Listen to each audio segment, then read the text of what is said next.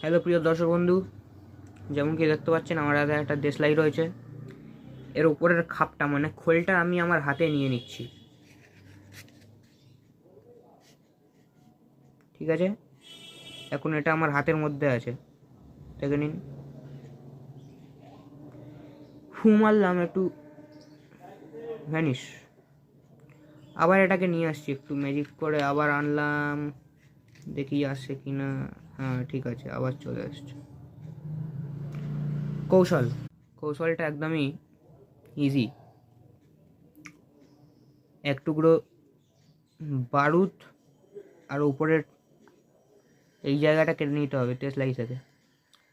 দেশলাইয়ের ভেতরের অংশটা এরম আছে, ওটা পুরোটা থাকবে, ওটা কিছু কাটাকুটি করতে হবে না। ভেতরের কাঠিগুলোকে নিয়ে ফেভিকুইক দিয়ে একটু আটকে দিতে হবে, যাতে সবাই একটু দেখতে ভালো লাগে, তাই জন্য।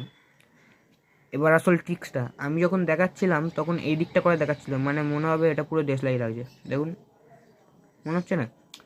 এবার আমি আস্তে করে হাতে নিয়ে ওটাকে খোলার অভিনয় যখন করছি, এটাকে আস্তে করে আমি ঘুরিয়ে দিয়েছিলাম।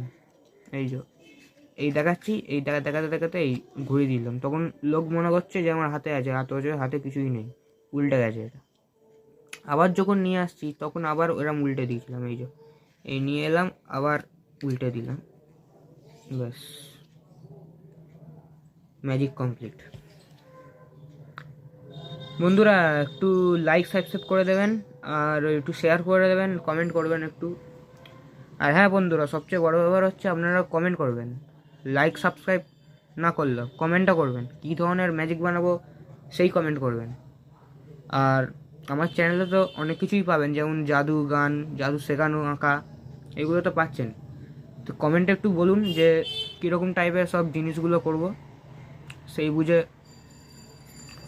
করতেও ভালো লাগবে। Thank you.